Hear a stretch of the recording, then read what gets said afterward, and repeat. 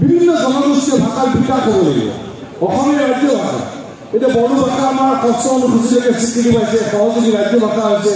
লাভা মিচিং তিৱা টাই কাৰ্বি বিভিন্ন জনজাতীয় জনগোষ্ঠীয় ভাষাৰ বিকাশ হৈছে সকলো ভাষা আগবাঢ়ি যাব লাগিব সকলো জনজাতীয় জনগোষ্ঠীয় ভাষা সংস্কৃতি বিকাশ কৰিলে অসমীয়া ভাষা সংস্কৃতি বৰ্ধন চৰকি হ'ব এই দৃষ্টিভংগী লৈ আমি আগবাঢ়ি গৈছোঁ আৰু সেইকাৰণে সকলো জনজাতীয় জনগোষ্ঠীয় ভাষাৰ বিকাশ সংস্কৃতিৰ প্ৰসাৰ ঘটক আৰু আমি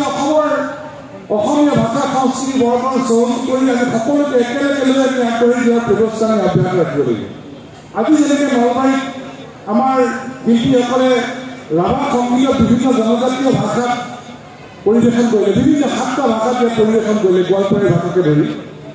ইয়াৰ পৰা আমি এইটো বাৰ্তা আমি ল'ব বিচাৰিছোঁ যে আমি সকলো ভাষাতে শিকিব লাগিব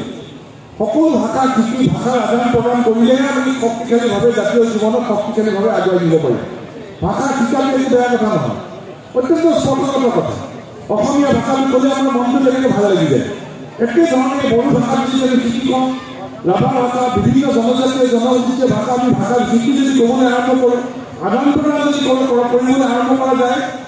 আমাৰ জাতীয় জীৱন শক্তিশালী হ'ব আমাৰ সমন্বয় আৰু অসংগতি শক্তিশালী হ'ব সেই দৃষ্টিভংগী আমি আগুৱাই যোৱাটো অত্যন্ত প্ৰয়োজন